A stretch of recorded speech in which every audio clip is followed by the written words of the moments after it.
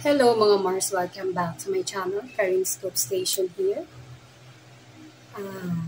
Binasag na ni na Catherine Bernardo and Daniel Padilla ang issue ng kailang hiwalayan.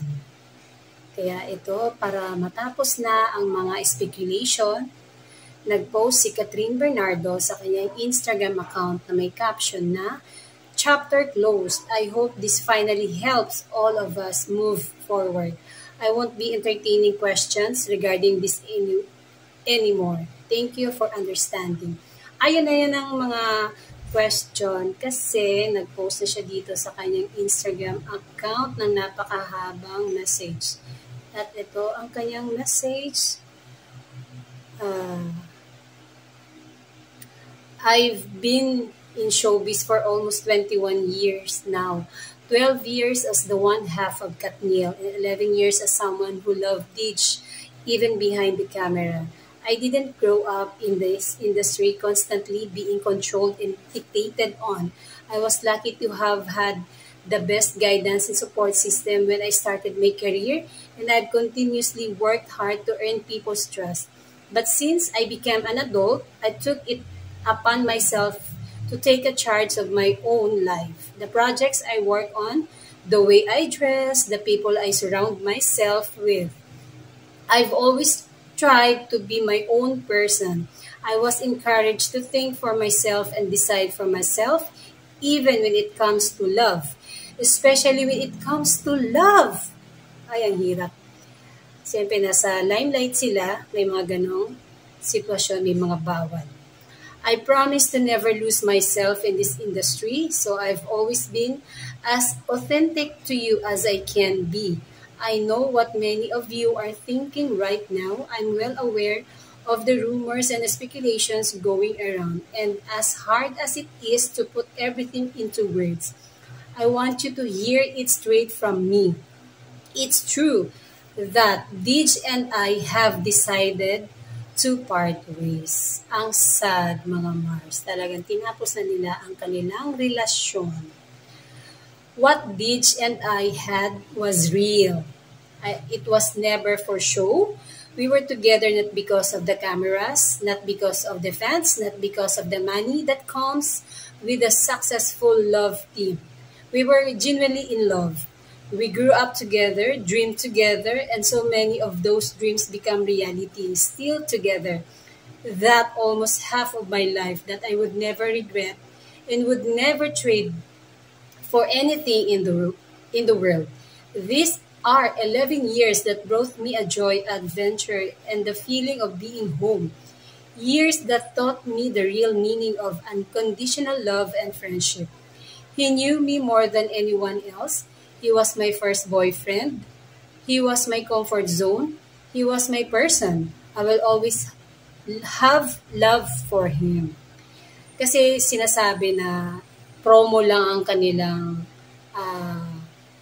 bilang boyfriend and girlfriend. Pero totoo po daw lahat ang nakikita na totoo ang kanilang relasyon. Hindi laro-laro, hindi promo, hindi dahil love team sila. Tapos, ito pa yung next. Like any other relationship, we tried our best to make it work. We've been drifting apart for a while now, and we ultimately had to accept that we can't go back to where we used to be. It just won't be fair to pretend that everything is still the same. These past few months have been tough, but thank you for giving us the time we need to process the pain and finally face the elephant in the room. Our love story began with respect and ended with respect. Siguro sa ngayon, hindi na nga may babalik kung ano talaga meron sila kahit friendship, pero darating din ang araw na magiging civil na lang.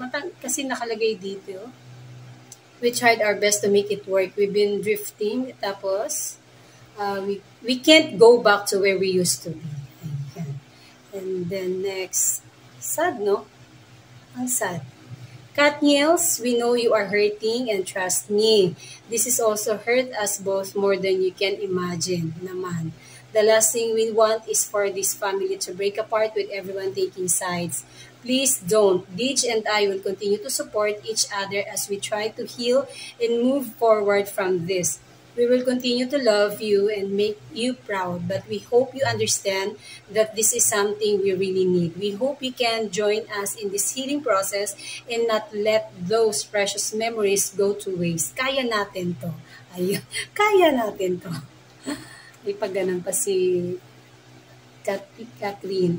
Deej, you gave me 11 beautiful years in the kind of love that I will forever cherish. I will always be grateful for you. Hindi rin basa-basa ang 11 years dahil almost half of her life si Daniel na ang kanyang nakasama. So, ayan, tapos na ang speculation. Totoong hiwalay na nga sina Catherine and Daniel Padilla. And then, si Daniel din ay may ipinost tungkol sa kanilang hiwalayan, mga Mars. Nag-post din siya ng photos and message para sa lahat na may caption na, "Ikaw at ako." Ang message ni Daniel ay, sabi dito, 11 years pag-ibig. Sa mundo, buhay at sa limitadong oras na tayo ay nandito, isang malaking biyaya ang pagmamahal. Ang mahalin ka at mahalin mo. Ang mga alaala natin ay lagi kong baon sa aking puso at magiging liwanag sa mga madidilim kong araw. Thank you for dancing with me during my highs, and thank you for singing with me during my lows. Our lives may drift away, but our love will still ride that tide. Kat Niels, maraming salamat sa pagmamahal ninyo. Maraming salamat sa napakagandang pinagsamahan natin. Hindi namin ipagpapalit at hindi makukumpara kahit anong pang gawin nila. Hindi nila pwedeng sirain yun. This is beyond show business. Pamilya kayo at mga kaibigan. Magiging mahirap pero kailangan natin yakapin ang kinabukasan. I pray for us to grow and heal.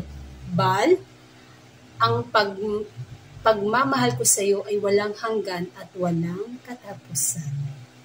That's it, mga Mars. Nagulantang lahat ngayon ang social media dahil ito po ang laman ngayon sa balita mula sa radyo, TV, social media. Trending po ang hiwalayang Catherine Bernardo and Daniel Padilla, na sila na mismo ang nagsabi na sila ay at tinuluyan na nilang tapusin ang kanilang 11 years together. Matagal na rin naman itong naalala ko na blind item ito sa PEP. Sikat na basta, yun, matagal na yun. Tsaka yung, at doon talaga napansin yung may MediaCon sila for, ano ba yung last nilang teleserye, yung kasama si Ronaldo Valdez. Yung MediaCon nila doon talaga napansin ng lahat na parang ang lamig nila sa isa't isa at ang suot ni Catherine noon ay napaka-sexy at ayaw nga ni Daniel lang ganun pero wala. At yung last, yung ABS-CBN ball, doon talaga. Doon na naghinala ang lahat ng mga tao na sila ay hiwalay hanggang lumabas ito kay Christopher Min at nagsagutan pa sila ng mami ni Daniel na si Carla Estrada na walang katotohanan. At eto na nga, para matapos na ang lahat dahil masyadong na magulo, marami na ang nangyayari. Kaya sila ng dalawa ang nagsalita. At yan talaga ang life. May hangganan. And sana,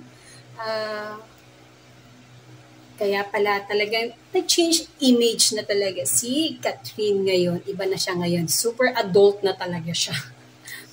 And yung tungkol naman kay Andrea, yun ang hindi natin alam kung sila nga ni Daniel Padilla. And that's it, mga Mars. Thank you for watching this video. Please like, comment, and subscribe for more scoop.